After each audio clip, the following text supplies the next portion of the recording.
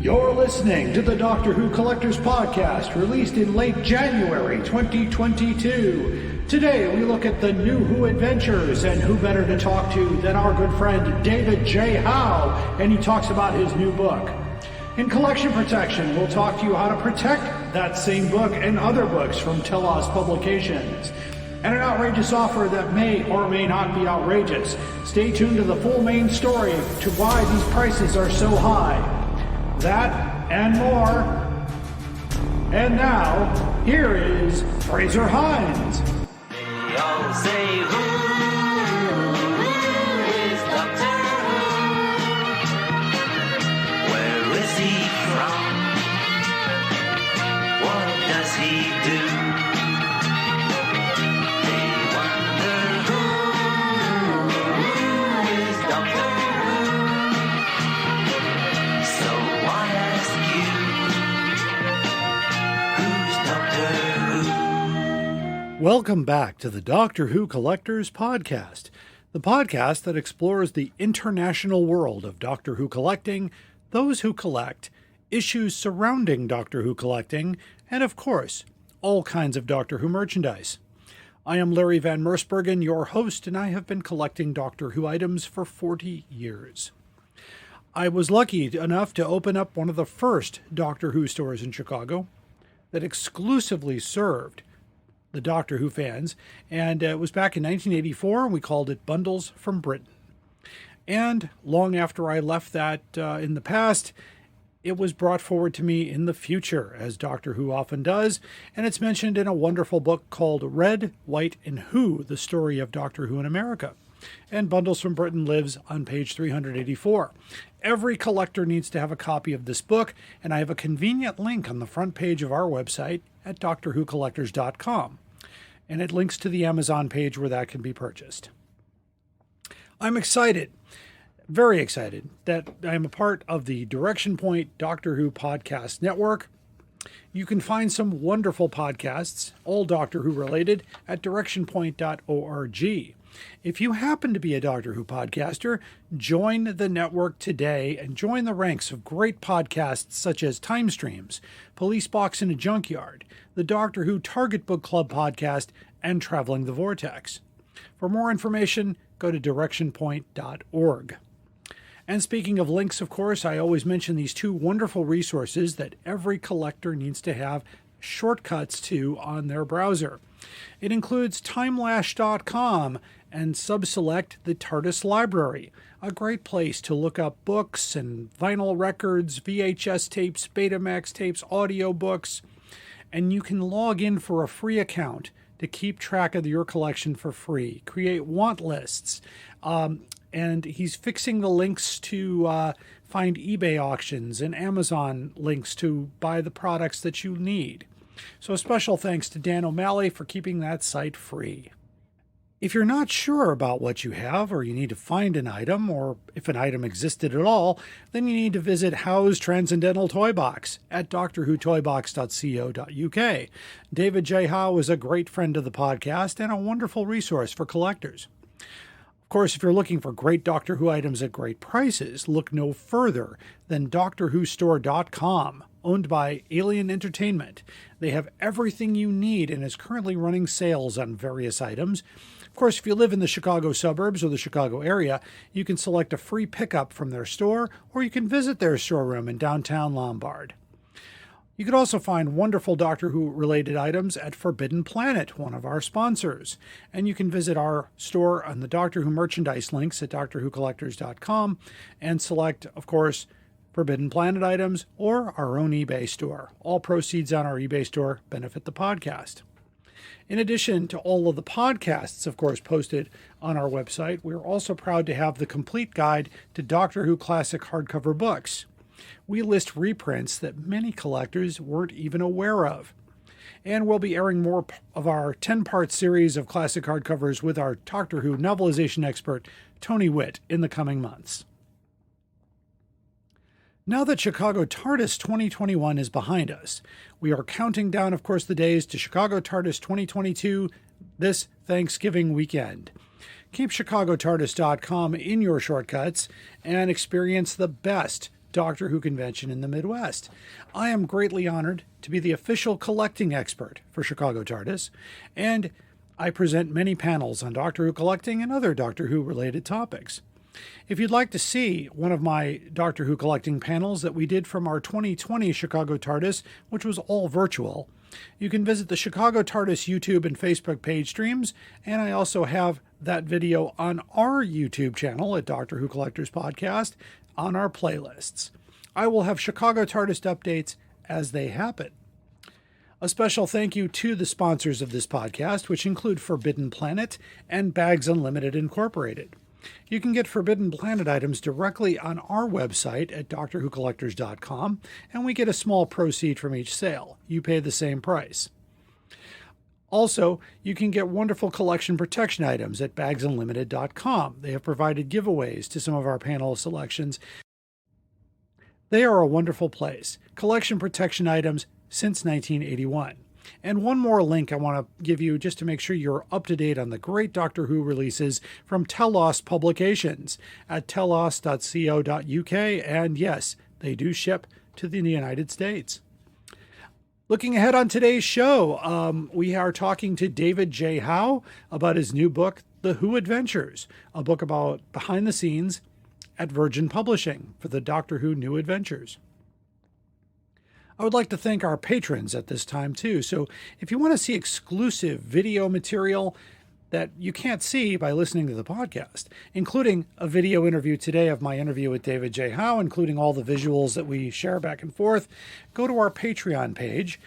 And you can find that at patreon.com/Doctor Who Collectors Podcast, all one word. And at least subscribe to the $15 level or above. And you can also see some of our past videos and our special video specials. I also want to thank our patrons, all of which have asked me to be anonymous, and of course the Doctor Who Target Book Club podcast for supporting us. You can also support us at Podbean. Go to drwhocollectors.podbean.com, click the Become a Patron button, and support us at any level you feel comfortable. Our theme song is Who's Doctor Who, composed by Barry Mason and Les Reed, performed by Fraser Hines. While Fraser likes the song, it was never a hit, although Barry Mason and Les Reed wrote songs for Tom Jones that did become a hit, including It's Not Unusual. You can hear this podcast anywhere you get your podcasts, including now Stitcher Radio, Pandora, Amazon Music, and Podbean, and most recently iHeartRadio. You can find us wherever great podcasts are found. You can also find us at directionpoint.org. We are a Direction Point Network podcast. So after a brief break, we will have some breaking news for you Target book fans, collection protection, our main story, and the most outrageous offer. Stay tuned. I would like to invite you to take a trip across all of time and space. Join us in the police box as we discuss the worlds of Doctor Who in a completely random order. We discuss it all. TV stories, audio adventures, novels, nonfiction books, and on and on. I'm your host, Eric Branson. I would be very happy if you joined me for the Police Box in the Junkyard podcast. The Police Box in the Junkyard podcast is a proud partner of the Video Junkyard podcast and can be found on most major podcast platforms including SoundCloud, Podcast Addict, Stitcher Radio, Google Play, and Spotify. You are listening to The Doctor Who Collectors Podcast. Hello, fellow time travelers, and welcome to the Doctor Who Target Book Club podcast, the only podcast to discuss, in story order, all the Doctor Who novelizations. My name is Tony Whitt, and every 2 weeks or so, I'm joined by a 2 to 3 person discussion panel, including our so-called expert who's been a Who fan since 1979. That would be me. We also get the views of intermediate, casual, and novice fans who either have never seen the show or who have never read these books until these podcasts, including Dalton Hughes and Alison Fitz-Seyfried. You can find us on iTunes, Stitcher, Spotify, or wherever you find good podcasts, or even ones like ours. You are listening to the Doctor Who Collectors Podcast, a Direction Point podcast. Keep collecting. Sad, Red, isn't it? People spend all that time making nice things, and other people come along and break them. And now it's time for collection protection. We don't want your items damaged or caused any harm due to light or air or water or any of those things. Those are the things that are deadly to collections. So today, well, keeping with the same topic, how do you protect a book like the New Who Adventures or the Target book, or books from Telos Publications that are slightly oversized or slightly different sized from most of the other books? So I do have a solution. And so our protection segment is, of course, sponsored by Bags Unlimited Incorporated, bagsunlimited.com for all your collection protection needs. You could also call them at 1-800-767-2247. And if you do call, mention that you heard this on the Doctor Who Collectors podcast. So the size of the New Who Adventures is 8 3/4 by 11 1/2 with approximately a 1-inch depth. So a bag would have to be slightly oversized, but not too oversized. And so I could see you putting it into like a record bag and taping it over. But we try to find bags that are really close that don't have all that extra material. And we do have a bag. It's called the A4 magazine / photo sleeve with a 1 1/2 resealable flap. It measures at 8 9/16 by 12 inches with a 1.5 mil polypropylene. You can get 100 of these bags for $17.86, which is roughly $1.79 per bag. And this is it's got it's got some great reviews. So it said here that the product was greater to my expectations, or I've used these bags for some UK items and some oversized books. So definitely something to keep in mind. Also, if you have odd-sized items, measure your item, and go to bagsunlimited.com and start looking through their categories and see if you can find something that'll fit. And chances are likely you'll find something. Anyway, this has been Collection Protection. For more collection protection information, you can reach us at drwhocollectors.com or drwhocollectorspodcast@gmail.com. Hello, I am Sadie Miller and I play Sarah Jane Smith for Big Finish. You're listening to the Doctor Who Collectors Podcast. Keep collecting. And now for the main story. The interest in the new adventure Doctor Who books has been steadily rising in recent years. Many titles now go for about 10 times their original asking price. Now there's a new book that goes behind the scenes and presents a wonderful history of these books and its incredible artwork. I am talking about The Who Adventures, the art and history of Virgins Publishing's Doctor Who fiction by David J. Howe. David J. Howe is also known for having the largest Doctor Who collection in the world, and someone I usually call a guru of Doctor Who collecting, but I also call him a good friend. My guest is David J. Howe. Welcome back to the Doctor Who Collectors Podcast, David. Hello, Larry. Hello. It's very good to be here. Thank you. Yeah, great to have you back. This is, of course, your second appearance on the podcast. The first, of course, was I survived the first. Yeah. The first one was in 2019, before the pandemic, when we could sit. When I basically sat next to you without any issues whatsoever, and we had a wonderful conversation. Your wife Samantha was there. It was we had a pretty good crowd. It was wonderful. Yeah, it's good. But before we get into the book, I was doing a bit of research into my own past recently, going through boxes. I'm sure you do this quite a bit in your vast world there, but I found the first place I ever read your name in print. And you were involved with this project. It was the 84 merchandise special. Oh my word! Yes. And the very first page of the book of the magazine, Gary Russell says, "Special thanks to David J. Howe, whose assistance and enthusiasm for this project has been invaluable." So that was amazing. The first time. So I wanted to tell you my connection to this magazine because back in I bought this. This is the copy I bought in 1984. In fact, we bought several copies because one of the other features of this magazine, as you may remember, was a complete review of the Chicago Convention in 1984, the TARDIS 21, as it was called back in the day.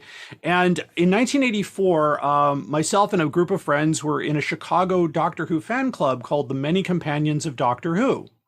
And we had all decided that we were going to go to this convention as, convention participants and kind of enjoy the fun and all that.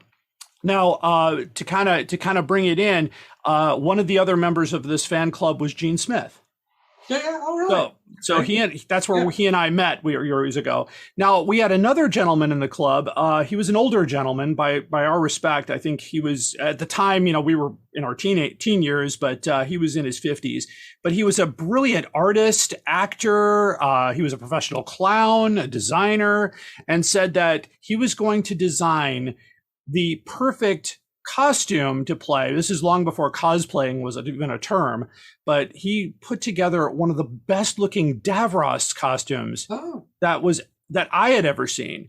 And so we helped him get it into the van. We got to the hotel and he basically wore it through the lobby. Well, he caught the attention of one of the photographers because we were so surprised in the magazine that when they did the photo spread for the Chicago convention, and of course I had it bookmarked, and this is live taping, everybody.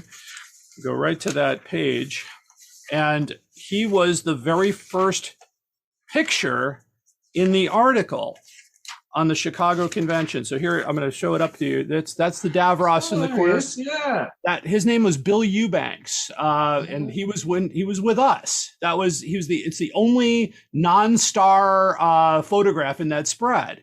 And so I got this copy and I said, we got to get like 10 more of these and get them out to our friends.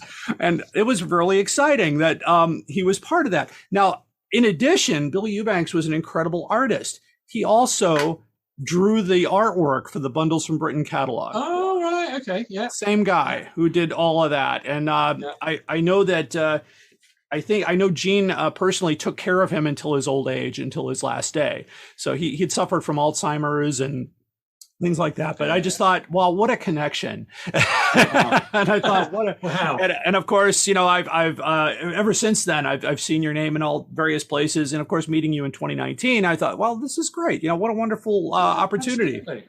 Thank you. Absolutely. So I'll go back. I'm getting right into the latest project here. I do remember back in the 90s when Doctor Who was off the air, and pretty much in our local area, it had completely gone off the air. The local stations just said, nope, we're not going to show it anymore. And there was nothing to be had. And a lot of the comic book shops and science fiction shops started to close and not carry Doctor Who anymore.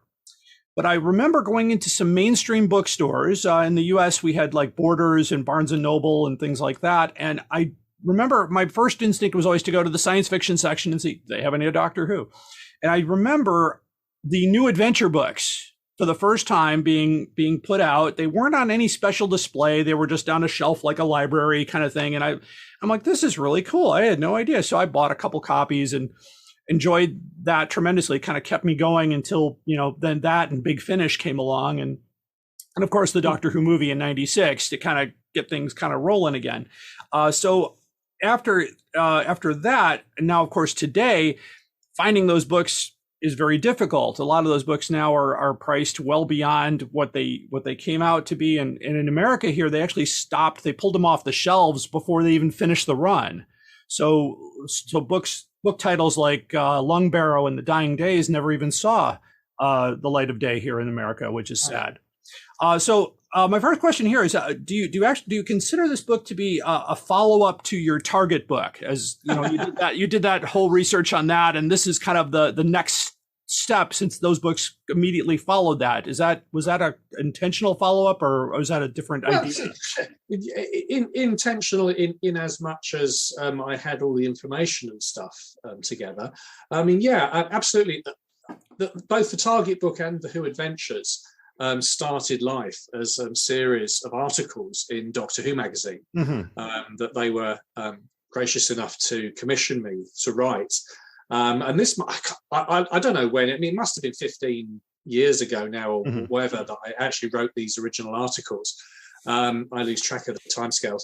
I say that because the Target book first came out about 10 years ago. So, just for my listeners, I'm holding up a copy of the Target book. Yeah, great radio. Yeah. Well, there will be a video. Some my special subscribers will get to see this video. Oh, okay. So I kind of entice them.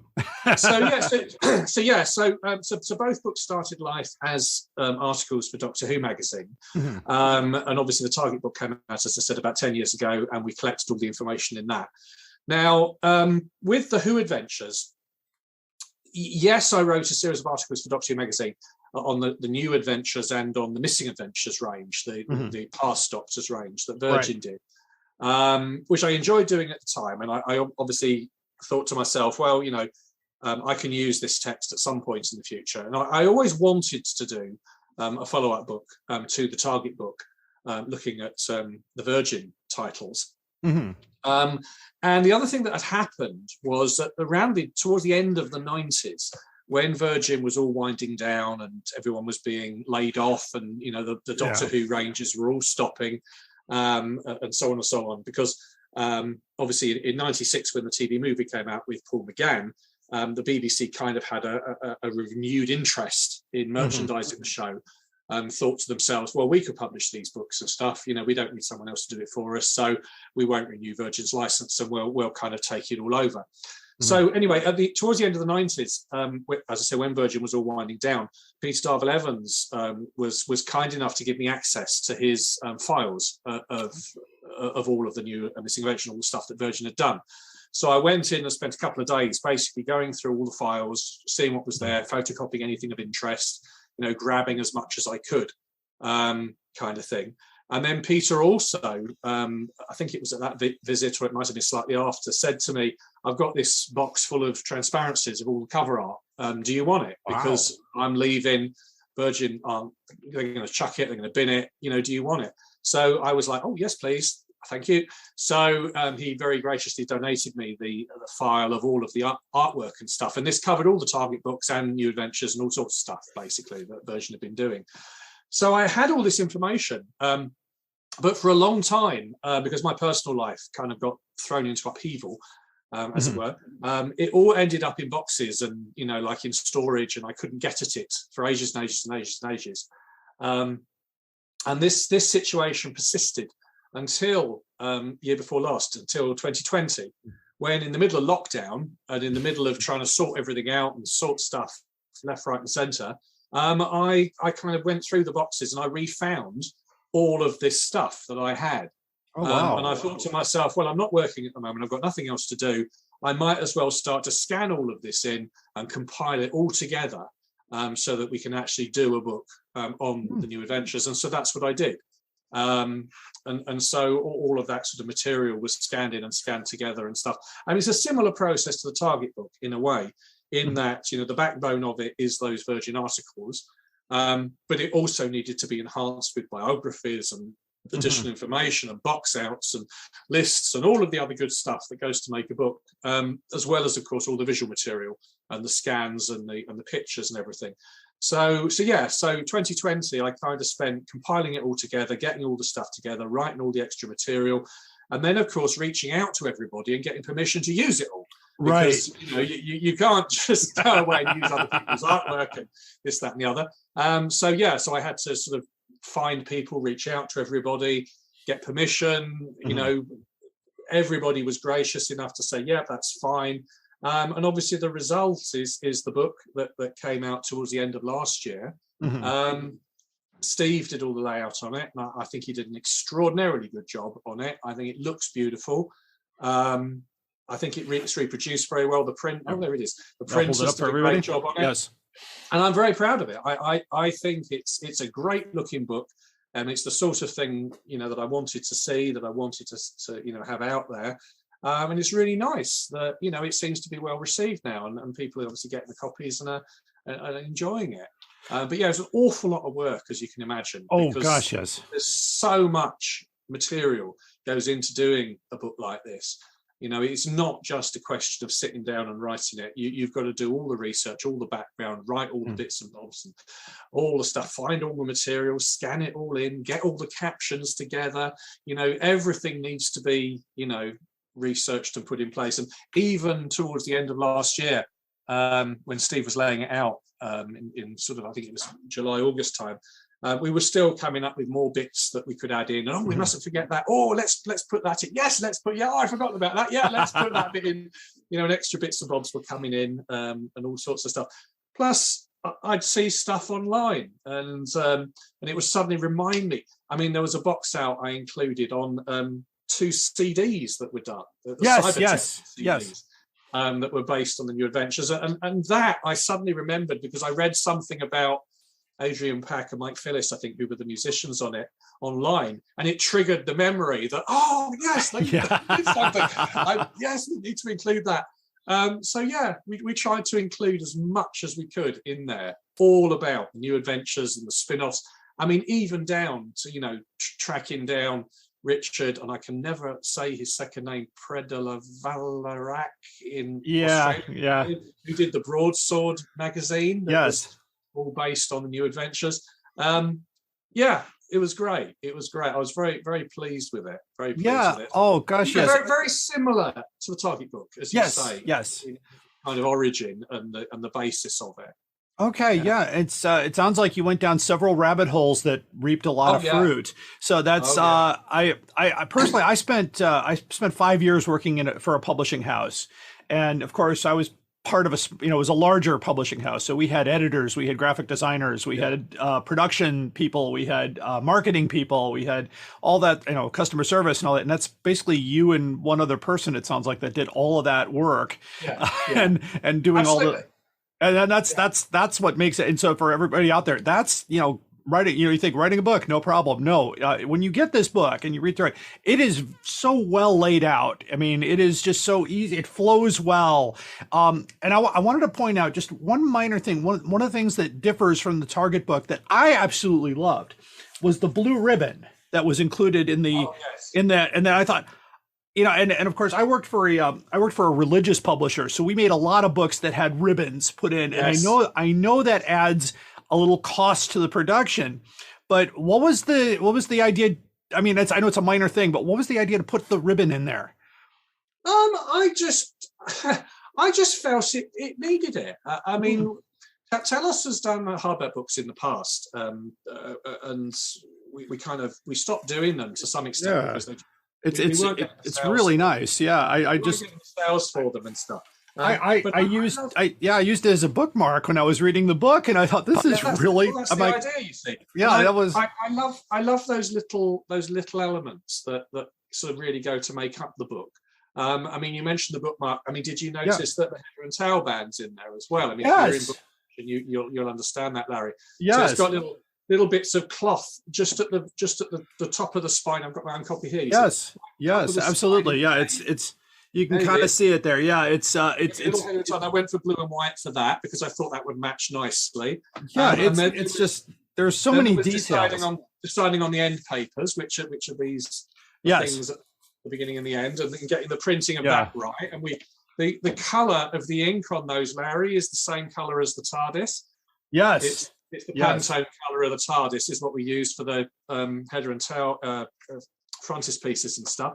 And it's like all of those little things go to make the book a bit more special, and I like that. So we did that with the New Who Adventures, and we also did it with the other 2 hardback books we had coming out. We did a couple of art books as well at the same time, not Doctor Who related, and they had ribbons and stuff in as well. And I like that, and I think as long as we can afford to do it, then we'll continue to add those little touches to the books because it just all makes it nice and interesting. Plus, I'm sure you noticed the spot laminate on the cover as well. Yes. So the cover's matte laminate, but the logo and the wording is kind of got the spot laminate over it, which makes it a bit more interesting. Yeah, that was the first thing. The first thing I noticed when I unboxed these, and I thought, wow, what an amazing layout and design. Of course, I was going to ask about the cover as well because it is probably one of my favorite books. Is the Also People. Yes, and it's a really, and I thought that cover just that, and I was going to ask what if you was this did you have a series of artwork that you were looking at and you had to whittle it down? So what was the process in picking the cover up? When I was deciding on the cover for it, I kind of always thought I wanted to use one of the actual covers from the New Adventures. Mm-hmm. I wanted to use one. And then there was the question of obviously which one. Mm-hmm. So I didn't want to use anything that was too specific. I didn't want anything that was a specific cover for a specific book. So, i.e., I didn't want a Sontaran on it, or I didn't want a zombie on it, or I wanted something that was generic enough to say the New Adventures, but to be something from the books. So my two choices that I was going to go with was the Also People. The other one was the Dimension. No, one of the Doctor playing chess with the skeletons, whichever one that one was. Yes. Yeah, I'm not sure I have that. I don't have all the books. I have most of them. That was by Jeff Cummins. And I always loved that artwork. Yeah. Oh gosh.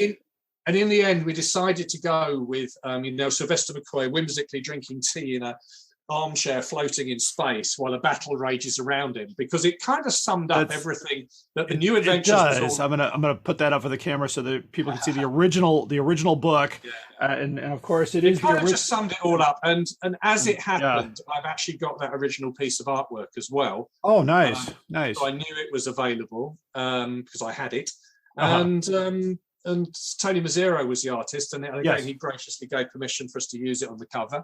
So it just seemed everything just seemed to fall into the right way of working. I mean, funnily enough, the biggest challenge with the cover is because the book is a different dimension to the paperback. The paperbacks are a lot longer and thinner, whereas the book's a bit wider and fatter.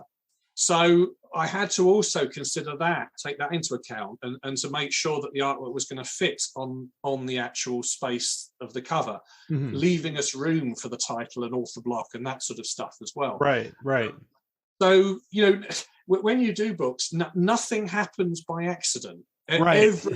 Every single little element is thought through and positioned, and this needs to go there, and what's that? The color of it was chosen. I think it echoes the cover of the actual Also People, because I quite like the orange, and I thought it matches perfectly. Yeah, it's really nice. Andrew Mark Thompson actually did the logo for me and the overall design, because I was struggling a little bit on my own to try and do it, and so he came up with the Who Adventures bit, and we had various options that we were playing with for the logo that we went through, and the font changed a couple of times, just trying to get it all to actually say the New Adventures, to look the New Adventures while being slightly different and being a different sort of physical dimension as well. So there's an awful lot of thought went into it. In terms of the way you do it and the way you set it all out. Absolutely. Yeah. And just 5 minutes before we started our interview this morning, I went on to social media and just scrolled through, and I counted 31 posts about your book and over 40 posts of new adventure books, either being discussed, showcased, or otherwise just included. And and at least 10 where your book and new adventure books were all in a collage. There's a resurgence. You see, there's a resurgence. So that's good to hear. It's really, I think, and of course, just a few days ago, I was over at Alien Entertainment. I was talking. Gene happened to be in the store on a weekday, which was kind of blew me away. I had picked up a few additional books, and I said, so do you think this is going, this book is going to be a resurgical interest in these books? And he said, absolutely, because he told me the story about how when they kind of went out of style in the late 90s, he went and actually bought an entire semi-trailer load full of adventure books, which Gene, so that's he goes big, or he bought the entire thing. So right now, and I'll include my listeners too. So if you'd like to get a copy of any of the new adventure books, not all the titles, but most of them, DoctorWhoStore.com is currently running a 15% off sale on all the new adventure books. Some of those books as low as $5 a copy. So you can, and that's, by the way, he told me that sale will not be forever. It'll last for a few weeks. But and these are all new books. These are not used books. These are all new because they've never been, they were books that were basically returned to the publisher, and the publishers auctioned them off or sold them off just to get rid of them. And that's kind of how, of course, he's got a very large inventory of these books, and probably the most in the country. And that's how Gene works, that. So it's kind of been, people have been asking me, so where can I get a copy of this and this and this? So the other thing I know this may be a question you can't answer necessarily, but of course the two most desirable books in the collection, are the last two, the Lung Barrow and Dying Days. So why do you think? Because these books are going for, in American dollars, about $200 to $250 a piece. Was there a low print run? Was it just a distribution, or was it just winding down and they just stopped, putting them out? Do you have any? I mean, it doesn't surprise me. I mean, yes. I think those books had lower print runs. I mean, what happened obviously was that Virgin had been told their license wasn't going to be renewed, and so the last kind of books in the Doctor Who series. And by the way, just to point that out, the absence of the Doctor Who logo on these books points out to that fact. Yeah, they took the Doctor Who logo off earlier because they were trying to make them stand alone. And also, they cut the print runs. They knew they didn't want to be left with titles unsold and stuff. So that they had a lower print run. They were harder to find. I've got a feeling as well that somewhere in the middle, it may not have been at the end, but somewhere in the middle, London Bridge, who was the American distributor of the books, had pulled out. They'd lost their American distributor, so the book stopped being distributed. So those last few titles in the Doctor Who range were definitely harder to find because they were lower print runs. They weren't reprinting them anymore. So when they're gone, they're gone. And that was simply what it was. So they're quite hard to find, and therefore people will charge premium for them. It's very similar to what happened with the W.H. Allen classic hardcovers when we got down to The Smugglers, and you couldn't find a copy of The Smugglers because they didn't print very many of them, and U.S. distribution of those hardcovers ended in 1985.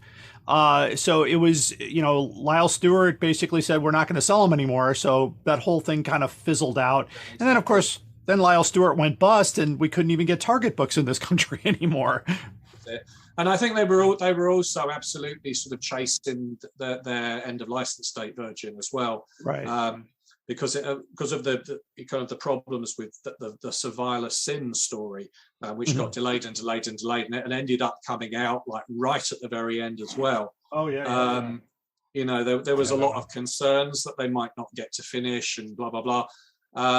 Some of those later titles are very hard to find and can be quite expensive to pick up. Yeah, because I know another podcaster had contacted me and said, can I find a reasonably priced copy of Lung Barrow? And I said, no, probably not, because I got these two copies I bought many years ago, and I think they were $25 when I bought them back in the day. But now somebody said, well, you could turn that around for $300. I said, well, I don't want to let it go. That's not why I do this. I actually, this year I realized I've been collecting Doctor Who for 40 years now, because I started in 1981. I know you started much sooner than that, but that's and when I look, I also didn't realize that you were on Antiques Roadshow once. Well, the Antique Doctor Who show. The Antique Doctor Who show, right? Yeah. Well, it was an Antiques Roadshow. That's a different show. But yes, okay. I was on. Right. I was on the Antiques Doctor Who show. Okay, so somebody needs to correct your Wikipedia page. Okay. It says Antiques Roadshow on there. I said, well, I'll take it with a grain of salt, but that's okay. No, it's no problem. It happens. And of course, it's always nice to talk to a man who has a Wikipedia page. That's really quite, I don't know how you feel about that. There you go. And by the way, to my listeners, too, if you want to see the video of this interview, me interacting with David J. Howe and all the visuals that go with this, it will be available on our Patreon page if you're at the $15 or above level, and that's at patreon.com/Doctor Who Collectors Podcast. My next question, Court, is when you were in the midst of your research, was there anything that surprised you or shocked you about the research, that maybe something you believed and it was changed by that research? Not really. Okay. Not really. I mean, so a lot of the research was really more around the imagery that was in the book. I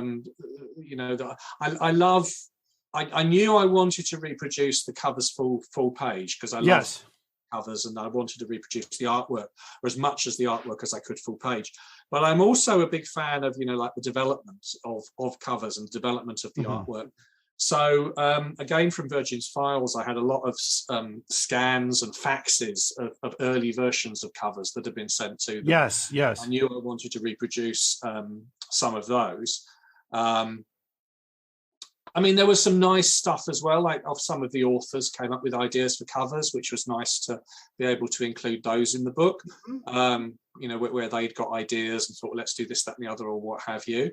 That there was obviously covers that I think a lot of people know that some of the covers didn't actually happen, like the one for Christmas on a Rational Planet, where they actually got as far as proofing the cover on a book proof, but then they didn't actually use it, stuff like that. And it was nice to be able to just include all of that material in the book. But I don't think there was anything that came up that I was like, oh, I never knew that. Okay. There was a couple of, there was a mystery piece of artwork from Rod Ramos, which shows kind of like costume design for Ace and the Doctor, where there was a lot of puzzlement about what exactly was that, where did it come from, how did it come to be. And I talked to Rod and he couldn't remember. He had no memory of doing it at all. I talked to John Freeman, who was editor of Doctor Who magazine at the time, because it transpired that Rod was working for Doctor Who magazine. But Rod said he'd never worked for Virgin, so he had no knowledge about that. I mean, John Freeman didn't remember it, but he didn't remember ever doing anything for Virgin.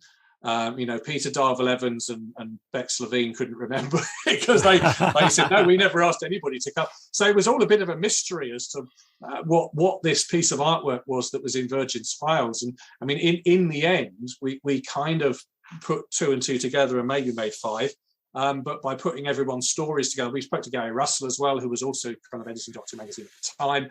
He couldn't remember it. And we kind of came to the conclusion that Rod had been asked to do this for Doctor Who magazine as a sort of visualization for the Doctor Who magazine artists. But they then sent a copy to Virgin because they thought it might be useful for them to see what they were planning to do. And so therefore it kind of got shared between the two companies. So that was all a bit of a mystery. That was quite strange. But yeah, no, there really wasn't anything. I mean, nothing shocking. You have to remember that at the time I was working for Virgin as well. I mean, we were writing books in the 60s, 70s, 80s, so we were in and out the offices all the time while these books were being written and released and everything. We were at some of the parties where people discussed them all and so on and so on. So we were well aware of what was going on at the time. So there weren't any real, major surprises about the range or what was happening or what we were going.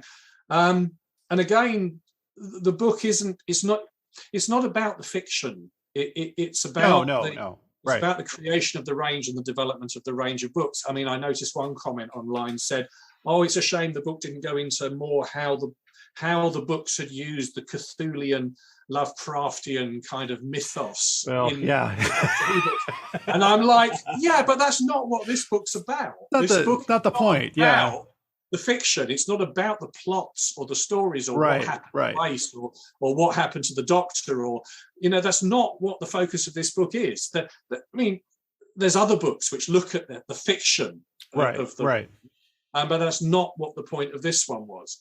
So, and if we tried to do that, it would be like 15 times as long.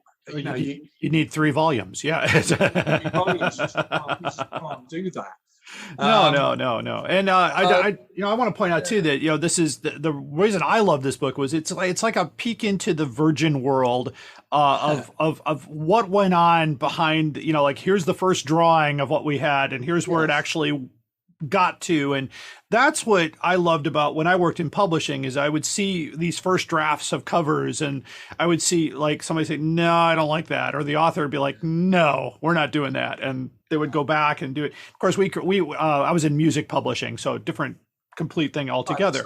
But with this, from the get-go, going through, and I was pulled into the book right away, right on the beginning here where you start off.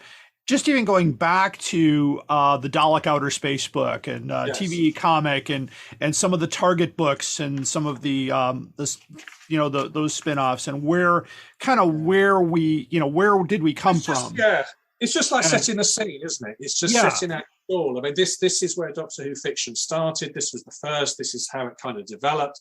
We had all the novelizations and then obviously Virgin started to expand into sort of like the missing stories and stuff like that. the companion books and original fiction and stuff like that. And it's setting out the stall, as it were, and saying this is where it all began, and then this is what happened. They kind of picked up and ran with it, and this is where it went, and stuff like that. And I mean, I've got my copy here, and I'm very, very pleased with how it all kind of pans out and takes you through the story. With all the people and everything. Yeah, I mean, I was amused as well by another review which says that it's got an overabundance of biographical books out, and my reaction was, "What do you mean an overabundance? Do you mean we've done too many biographies, or who would you have suggest we left out?" Yeah, exactly. So, who do you leave out? So who would you have suggest we left out? Right. There's too many of them. Odd comments you get from people. I found that to be one of the most interesting things. I was reading things about all of the authors, I especially starting with Terrence Dix and people like Mark Gatiss and Lance Parkin and all these people that I've seen the names of all over the years, and going and finding out more information and going through just who these folks were and how they even one of the authors, I can't remember the name, but started writing at the age of 13 and became and was offered a contract and to write this book. And I thought that's the stuff that you need to know. It's really important that this was the range of Doctor Who books that kind of kept Doctor Who alive in the world at a time when the show wasn't on the air. And people have said to me that that this range of books was their era. Everybody has their own era of Doctor Who. For me, it's the Troughton, because that's what I grew up with. And people have said to me, "No, the New Adventures was my era. That's when I into the books. The Seventh Doctor and Ace and Bernice, they were my companions. That was my era." And it's great to read, about the background to it all.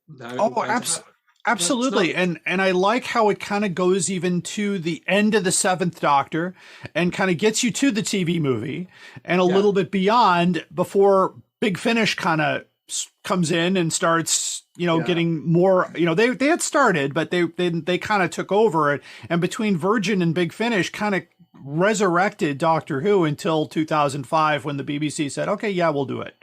And Big Finish started in 1999. So towards the end of that, it was after the Doctor Who range. Because I remember buying, I had my cassette copy of The Sirens of Time. So I told Jason Haig-Ellery that. Again, although we cover the Big Finish audio adaptations of the New Adventures books, what this book doesn't do is it doesn't, go into detail about the Bernice adventures and all of that stuff. Span off it all, because again, it's not the focus of the book. No. There's other books which look at that material and are very good. The focus of this one, it was those Virgin books. Yes. To them. So we cover the new event, the Big Finish adaptations of them. We cover the foreign rights, the translations of them. Yes. We cover the CD kind of inspired the things. We try, but it all has to spin from that New Adventures. A book has to have a focus. Yes. Got to try and keep to that focus to keep the book under control, because otherwise you end up with something very big and rambling. That doesn't really work. Yeah, and I'll say this about this book: it is not rambly at all. It is a very well-flowing book. I spent 4 nights reading the entire book, every inset, every article, and I thought it flowed extremely well. And the way it was laid out, it didn't. Like I said, a book, it didn't distract you. It kind of kept you focused. It's like, I want to get to the next part. This is really interesting.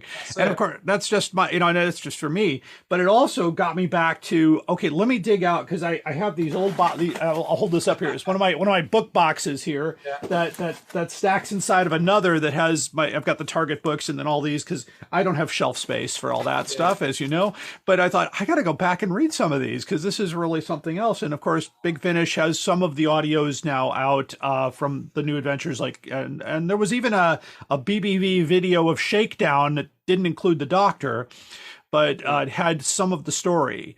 Well, that's where Shakedown started. Was the BBV video? Okay, yeah, and that was, of course, it was BBV. That I think Shakedown was done by. Right. Was that that Gary Lee of Doctor Who magazine? right? Doctor Magazine. It was kind of marketed with those BBV videos. I remember back in the day, because I remember it was always difficult to get that kind of stuff here. But my younger brother had gotten a hold of a multinational VCR that played PAL tapes and all that. I said, well, okay, let me get a bunch of these. So we sat and we watched all of these, including Shakedown. And I'm like, these are really good. I'm like, why can't we get these here? And that was kind of, actually, that was my mantra from 1981. Why can't we get this stuff here? Well, that was another area in the book as well. Was obviously when the BBC put some of the New Adventures books up online. And they commissioned all this fabulous artwork for it as well. We looked at that and we said, I wonder if we can get permission to use all of that lot. So again, we reached out and we got the okay, and we could reproduce all of that artwork as well. Oh, wonderful. And then obviously we also got permission to use all of Phil Bevan's fabulous black and white artwork from Doctor Who magazine. Yes, that nice. accompanied the preludes and stuff that Doctor Who magazine used to run for all of the books and the stories. So again, it was like the visual material, the visual element was very important to try and keep that coming and to try and use as much as we could. Just gonna hold up for the just a little preview here. I'm not gonna just some of the layouts of the artwork, and here's the Shakedown cover and a few other and there are a lot of insets with the Doctor Who magazine artwork and lots of drawings, lots of, I honestly think if you're a Doctor Who fan and you like the New Adventures or you've never seen the New Adventures and you want to learn about the process of how those books came to be, not necessarily, like what David said, not about the content necessarily or the specifics or the plot lines, but more about the authors and where the ideas came from and how authors work together, like the whole Cat's Cradle thing and how that came about, and Time Worm and all that wonderful stuff. Just that's what you need to do. But I wanted to just one more thing here about that. It looks to me, and maybe I'm wrong, but were you able to get more material for this book than you would for the Target books? And some of those things went back to the 70s. I'm not sure if material was kept that long. Yeah, I think there was more information available for this book. This is why. The Target book's only I think about 250 pages. This is 333. It's quite a hefty tome. 176. 176. I was even higher than that. So this was twice the length of the Target book. Oh yeah. In terms of number of pages, and there was an awful lot of information that we wanted to try and cram in and try and get into the book. And as I say, we were determined not to leave kind of any stone unturned. Even down, if you look at page 50, for example, in the Who Adventures, I was intrigued by Kate Orman's mention of this lady whose name I can't see here, called Natazaki Shange or Shange, who she'd seen a photograph of in a magazine and thought, I'm going to base Kadiatu Lethbridge Stewart on this lady. Yes, I'll hold it up. Then led us down the rabbit hole of can we find that photograph and get permission to use it? So we managed to find a photo which appeared to be public domain, and there it is in the book. So it was like all these little rabbit holes and stuff that we were coming up with and finding this information out to try and just complete that picture of what we were trying to do and the story that we were trying to tell of these books. No, it was great. It was great fun. It was great fun doing it.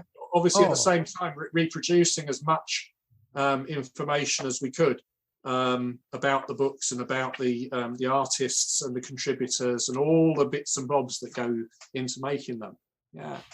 Well, for my listeners, I believe the first opportunity for you to buy this book in America will be at Gallifrey One, which is coming up real soon. And by the way, I talking with Gene Smith the other day, he's hoping to get a few copies from you at Gallifrey One. If I have any left, if there are any left, we're certainly going to bring some. We're certainly bringing if as long as the COVID rules work and so on. We're certainly planning to bring some copies over, and we'll have them for sale in the dealer room at Gallifrey One. Wonderful. Yeah, no, if there's any left over, then Gene's welcome to them. That's not a problem. But although I've got a sneaky suspicion that we won't bring enough over, and there's no way I could know how many I should bring over. Right. I think it's that's always tough. I mean, I remember just when we talked in 2019, having you had Deimos Rising and all those books that you brought over, and you probably didn't bring enough. I'm sure that was just because you don't know what you're gonna it's you can't gauge the market. You can't. I don't want to have to take them home again. So I mean, right, right. As long as we sell out, I'm happy. This is by the way, that's how when I had bundles from Britain back in 1985, that's how we helped out the British dealers. Is we would go to them and say, "So what don't you want to take home with you? Can you make us a deal?" No, it's all good. It's all good. Yeah, no. So we'll be at Gallifrey. I believe that Howe has got some copies left still. They do. Yeah, Howe. And if you could tell our listeners about where they can get it online at your website. If people want to order it direct from Telos, you'll get signed copies. So that's good. And that's at www.telos.co.uk. And we apologise in advance for the shipping costs, but that's completely outside of our.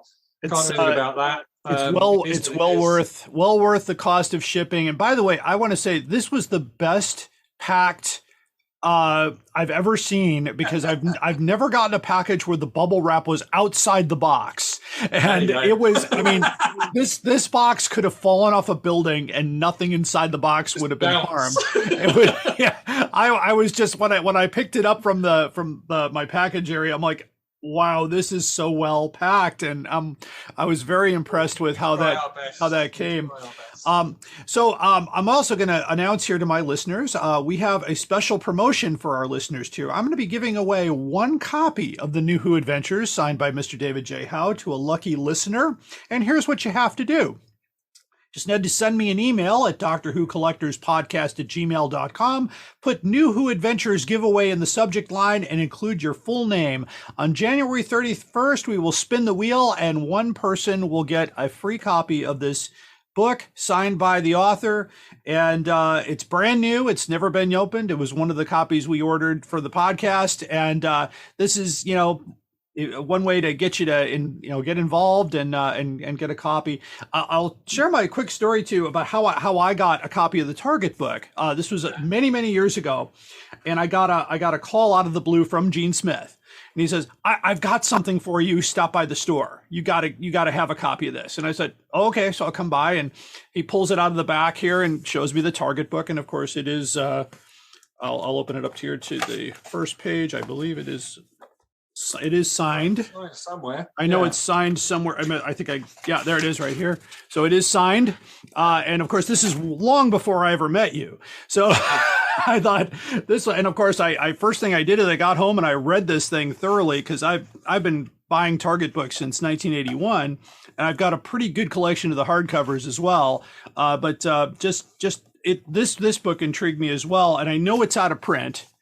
I believe. Right. Well, the hardback is, the paperback's still available. Paperback's available. The hardcover is out of print, and there's even a few copies of the original book with the Target logo across there floating around eBay. But it's a wonderful book if you can get a hold. Did you have any plans to reprint books along the way? Because one of the things that came up, you know about Terraqueous Publications. Those are the unofficial Doctor Who annuals. Oh, the annuals, yes. Yeah. And Richard Morcant, who runs that, basically posted a really scathing article about how upset he was that he went onto eBay and saw a copy of one of his annuals selling for £500 or whatever, and said, and he said, "I am going to reprint every one of these at the original price, because I don't want anybody to spend more than what it is." That whole price gouging element of people buying up 10 copies and then waiting and then going out and these are not even Doctor Who fans necessarily. These are people that say, we're going to take advantage of that. So I was wondering if at any point, you might, if economically it made sense to you, would you consider reprinting these books? Well, when you say these books, I mean, what I'm talking about, like let's say when the Who Adventures gets done with its run and there's still an interest, would that come to a reprint or possibly a paperback issue? We would probably do a paperback, yeah. Okay. I mean, I think that's kind of the idea. Is Okay. just as we've got a paperback of the Target book available now. Yes, yes. I would expect that when this hardback sells through, we'll do a paperback edition. I mean, if the demand still seems to be there, then we might do another hardback edition. I mean, who knows? I mean, the Target book went through various iterations of paperback and hardback and stuff, and printing technology is increasing all the time. Yes, so, yes. I think we can now do hardback print-on-demand titles. Yes, yes. Which we couldn't do that a couple of years ago. Mm-hmm. So it's entirely possible that it might end up as a hardback print-on-demand title or something. I mean, the only issue with those is that you have to take, at the moment at least, a little bit of a pot luck on the quality of the print. Right. You have no control over it whatsoever. And generally speaking, the print-on-demand quality isn't quite as good as a proper litho print. Obviously, at the moment, the Who Adventures is a proper litho printed book. I think it's great quality. I'm very pleased. Yes. The print quality is very nice. There's a lot of detail in the imagery and stuff like that. It's great. If we do a print on demand, it'll be okay. But I suspect it won't probably be quite as good as the original hardback. But it's that 6 to 1.5. So what are the options then? Is you have one out there that's perhaps not quite as good quality, or you don't have it available at all. Right, exactly. And just to let the listeners know that the Doctor Who unofficial annuals are all print on demand. And so I know I've heard maybe 1 out of 100 people that would say, yeah, mine came misprinted, and of course they got a new one back, but now they're like, well, the misprinted copy is now rare. So it starts to become a bit of a nonsense because each book is individually printed. I mean, like a rare edition means nothing anymore. No, I'm not even a big fan of the word rare because I think it's overused. It is very much so, and it's sometimes wrongly used. And I do this often. In fact, my next segment on the podcast is what I call the most outrageous offer, and I get these sent to me now from various sites like Abe's Books or eBay, and there'll be a copy. A few episodes ago, somebody had a 2011 Doctor Who calendar for $1 million. Yeah, and I wrote to them and I said, do you mean that? And of course the listing disappeared. But it's like, are you kidding me? Or there are copies of the New Adventures, like a readily available one that you can get from Doctor Who store at $5 that they're selling for $812. And I said, well, I try to tell my listeners, don't do that. Do your research, look around. Larry, that the reason why this happens is because generally speaking, these days, computers are running these stores. Mm-hmm. And what happens is, I've got a copy of Lumber, that I want $20 for. So I'm going to sell that copy for $20. Yeah. So some geezer over at online store A sees that I've got that available for $20 and thinks, I could sell that for $25. Mm-hmm. Yes. So I'm going to put it for sale on my store for $25 because if I sell it, I can buy it from David for 20 and I can sell it for 25. Yeah. Yep. Then the computer who is running store B, mm-hmm. who looks at the prices of everything online, sees that store A's got it for $25 and says, well, I could list that for $30. Because if I sell it, I can buy it from store A and I can sell it for $5 more. So store B lists it for $30. Then store C comes along and sees that store B has got it for $30 and says, well, I could sell it for $35. Yes. If I sell it for 35, I could buy it for 30 and sell it for 35. And that's store C. Yeah. Then store A comes along and says, oh, look, that store C, they got it for $35. I could sell it for 40. Yep. And because the cycle goes on. 40, I could buy it from store C for 30 and then store B goes, oh, they've got it for, I've got to put my price up because they put their price up. Store C puts their price up, store A puts, and B, and C, and A, and B, and C, and it starts, yep. And before you know where you are, it's $800. $800. And not a single one of those stores has got the copy. Right. They don't have it at all. They don't have it at all. No, it's Because all they're it's all saying virtual. is, It's all on there. I'll buy it from somewhere else. Right. Oh yeah, that's That is how those things work. And the only way it stops is when some person comes along and actually intervenes and said, "No, don't be stupid. You ain't selling that for $800. That's just daft." But it's because they set these stores up to automatically scan what other stores have got and to list the same books for $5 more for each, in the hope that somebody, and it just, you get in a circle, and the price is $1 million then for. You heard it here on the Doctor Who Collectors podcast. And is there anything anything else you want to add about the new Who Adventures book? Not really. I mean, we've been very, very pleased with how it's been received. Lots and lots of favourable comments. I'm very, very proud of it. I think in some respects it's actually a lot better, than the Target book. I like the layout. I think Steve's done a brilliant job. Yes. Yes. I like the depth and the quality of the illustration we've got in it. I think it looks beautiful. It's a proper coffee table book. Absolutely. I'm very pleased with how it all came out and how it all came together. No, I'm very, very pleased with it. And I think later this year, 2022, Telos is going to be announcing kind of books for probably later this year and possibly 2023 as well, 60th anniversary. So, we've got some big plans and we've got some good ideas coming along, and some very, very nice coffee table type books that we're planning and working on that'll be coming up. So, yeah, I'm very, very, very proud of it and very pleased with it. And I'm very glad that everybody who's getting it seems to be so happy, because that's, why we do these things is share the joy and share the love. So, yeah, it's all good. Oh, absolutely. And that basically covers my next question about the next project. So everybody just stay tuned to Telos Publishing. Stay tuned to Telos. They've got everything. We've got some books lined up to announce. I did a little teaser a few weeks back. I mean, one of the books we've got coming up in the early part of the year is the John Nathan Turner Production Diaries. Oh, that'll be good. 1979 to 1990.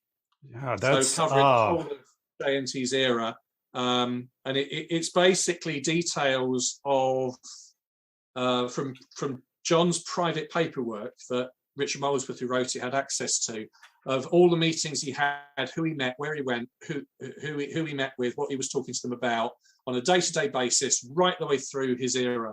Oh, that's exciting! Providing an amazing insight into just what a producer has to do, the different things they get involved with, the letters, the asks they get made of them, and all of this kind of stuff. It's a fascinating book. Wow.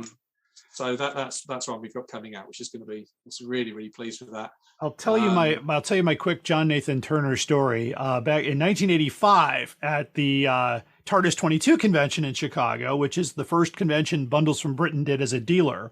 My actor friend Bill decided that year he was going to go as the first Doctor. So he had let his silver hair grow out a little bit more, so it was more authentic, and then put on the costume and was walking around with the cane and the cloak. And at one point in the dealer's room, John Nathan Turner got his attention, walked up to him and said, "That is the most amazing first Doctor." And Bill kind of let out, "Well, I'm an actor." And "You're an actor?" He says, "Yeah, here's my Actors Guild card." He goes, "Can I get your name?" Because Richard Herndal had just passed away. And I thought, are you kidding? Of course, nothing ever came of it.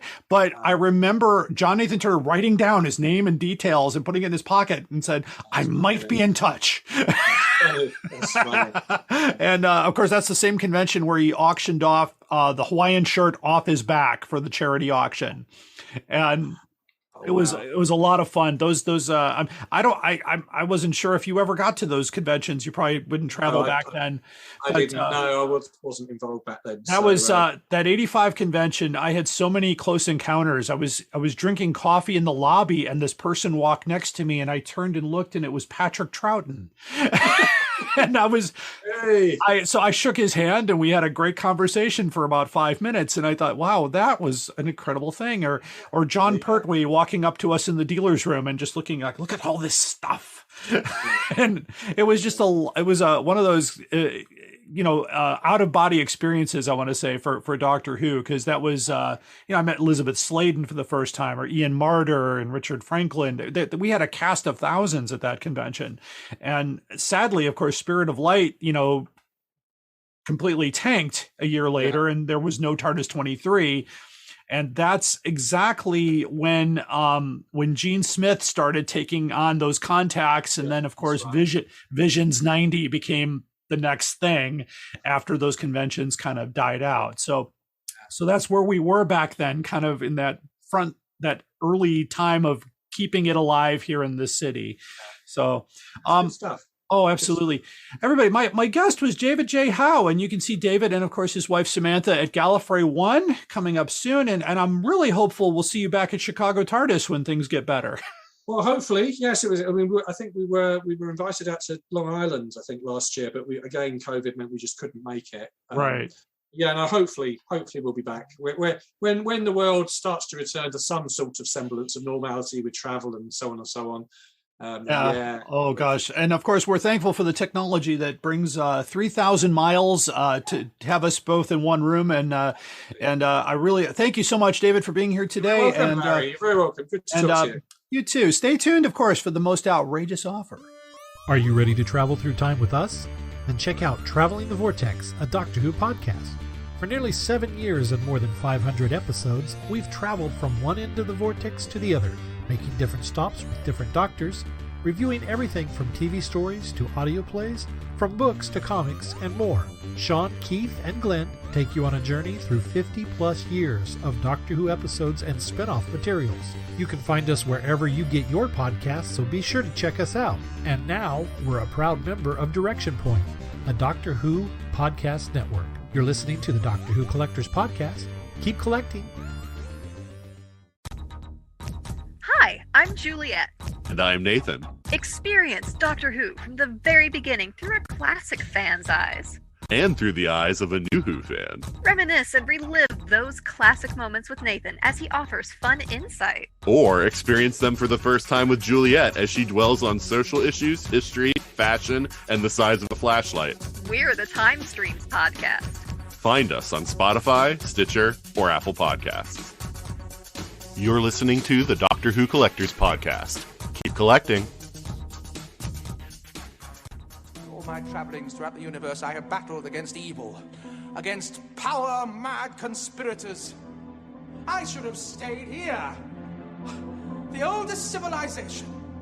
Decadent, degenerate, and rotten to the core. Power-mad conspirators, Daleks, Sontarans, Cybermen. They're still in the nursery compared to us. 10 million years of absolute power. That's what it takes to be really corrupt. And now it's time for the most outrageous offer. The most outrageous offers are sent to us via email or through Facebook Messenger. If you find one that basically you find a Doctor Who item that looks a little crazy and out of the range of the normal prices, send us the link and we'll do a little research here. Of course, as you heard in our main story, we know exactly why some of these prices are really high. And in many cases, you'll find different Doctor Who items, especially on A-Books or eBay, priced at the exact same price because of these robotic sellers. So it was a very interesting and eye-opening experience that puts the most outrageous offer in a new light as of this episode. But I found one that doesn't appear, it looks like it might be a bot, but there's also a better, you can find cheaper copies of these books. So in keeping with today's theme, of course, we have sent to us here out of the pile a new Doctor Who adventure. It's Cat's Cradle Warhead by Andrew Cartmel. It's one of the new adventure books. It was published back in the 90s. So basically, we have a seller here, the Piotr store in Suffolk of the United Kingdom, is asking, for starters, they want a shipping cost of $60.68 and a total and a price of $804.33, which seems odd. And now we know why these prices are odd. because they are set at a certain algorithm. And of course, what they're hoping that you don't know is that you can get this book for as low as $34 in pretty good condition. It is a fairly, they're fairly sought after now. The new Who Adventures book that we just talked about earlier has prompted these books to come back out and for sale, and they're not all extremely rare. A lot of these had very high print runs and are pretty close to being available. So you can get this book.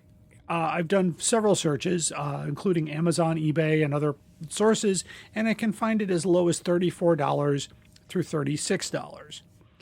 You might find it on Alien Entertainment, DoctorWhoStore.com for a little less. I did not check there, but you can certainly do your own research.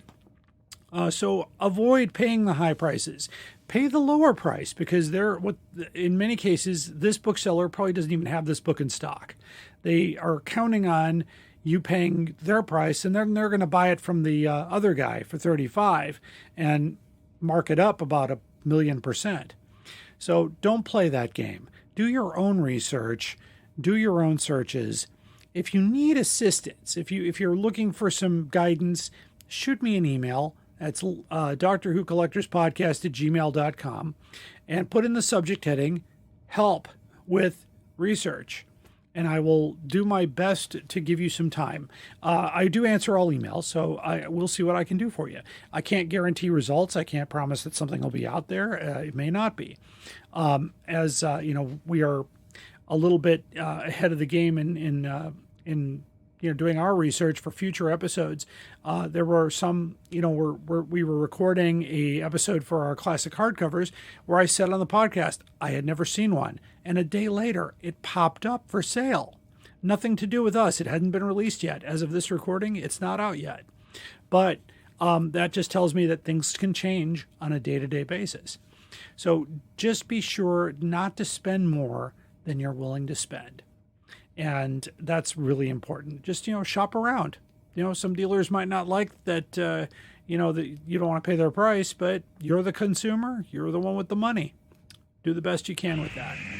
And with that, that wraps up this edition of the Doctor Who Collectors Podcast. My very special thanks to our guest today, David J. Howe, who is an author and Doctor Who collector of great regard and considered to have the largest Doctor Who collection in the world. And don't forget, our next episode will be another part in our continuing coverage of the Doctor Who classic hardcovers. This time, we venture into 1977. And that's a tough year to collect. So tune in. Of course, our guest will be Tony Witt. So thank you for listening. I really appreciate all the listeners and all the support that we've received on our podcast as we enter our 4th year in publication. Or production, I should say.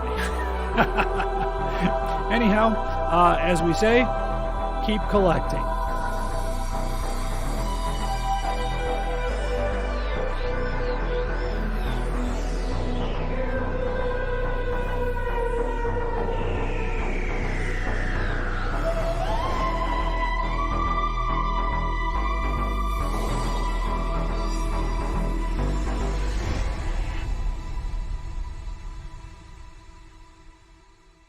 Direction